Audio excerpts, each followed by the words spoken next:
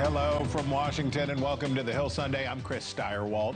As the war with Iran enters its 10th week, new hopes for a deal as Tehran drops at least one precondition for new talks. NewsNation's international correspondent Robert Sherman has the latest live from Tel Aviv.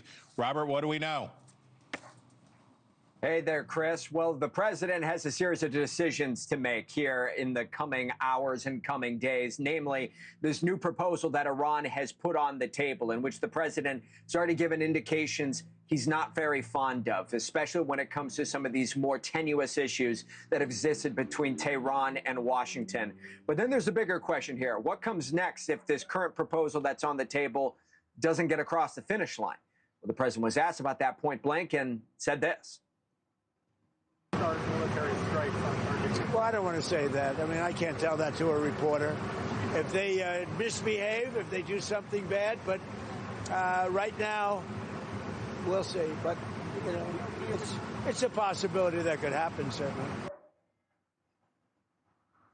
The U.S. keeping that naval blockade in place, with the president describing it as a friendly blockade, quote unquote, there to justify not needing congressional approval to carry it forward. We've now seen 48 ships being redirected in or out of Iranian ports by U.S. naval forces here in the region. Iran, of course, as you can imagine, does not like any of this. Their new statement here from their foreign ministry spokesperson says that the president of the United States has openly described the unlawful seizure of Iranian vessels as piracy, brazenly boasting that we act like pirates. This was no verbal slip. It was a direct and damning admission of the criminal nature of their actions against international maritime navigation.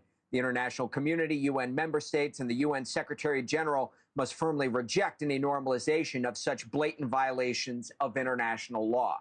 With the IRGC saying today that they're giving the Pentagon a deadline. They won't say how long it is, but a deadline nonetheless to lift the U.S. naval blockade. And they say that the president has one of two choices: either cut a deal he does not like or fight a war which Iran contends is impossible. Chris? Thank you for watching. Subscribe below and download our NewsNation app right now on your phone, and you will get fact-based, unbiased news for all Americans.